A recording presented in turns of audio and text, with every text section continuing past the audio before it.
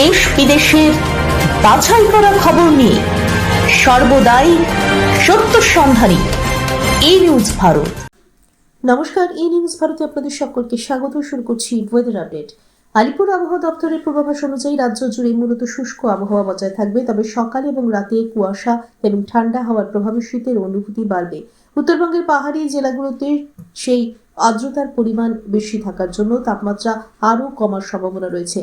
দক্ষিণবঙ্গে তাপমাত্রা কিছুটা বাড়লেও বৃষ্টির সম্ভাবনা নেই, তবে কুয়াশার কারণে দৃশ্যমানতা কমে যাওয়ার যান চলাচলের সতর্কতা অবলম্বন করার পরামর্শ দেওয়া হয়েছে।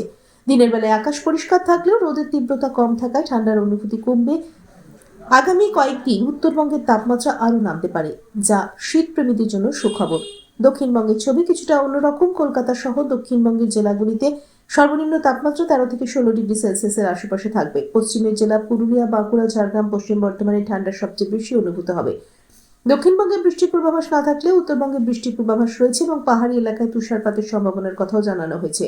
দক্ষিণবঙ্গের তাপমাত্রা আজ সামান্য বাড়লেও সোমবার থেকে বুধবারের মধ্যে ধীরে ধীরে তাপমাত্রা কমার সম্ভাবনা রয়েছে বলেই জানিয়েছে হাওয়া অফিস। আগামী সপ্তাহের মাঝামাঝি নাগাদ কলকাতার সর্বনিম্ন তাপমাত্রা ধীরে ধীরে 12 ডিগ্রি সেলসিয়াসের কাছাকাছি নেমে যেতে পারে। যদিও প্রবল শৈত্যপ্রবাহের সম্ভাবনা নেই, তবে ভোরের দিকে কুয়াশার বজায় থাকবে। আবহাওয়াবিদরা জানিয়েছেন, পশ্চিমী ঝঞ্ঝার কারণেই শীতের এই ছন্দপতন। আজ কলকাতায় প্রধানত রৌদ্রোজ্জ্বল দিন। আজ কলকাতা ও তার পার্শ্ববর্তী অঞ্চলে দিনের সর্বোচ্চ তাপমাত্রা 21 ডিগ্রি সেলসিয়াস, সর্বনিম্ন 13 ডিগ্রি সেলসিয়াস। বাতাসে আপেক্ষিক আর্দ্রতার পরিমাণ 67%। ব্যুরো রিপোর্ট, ই নিউজ ভারত।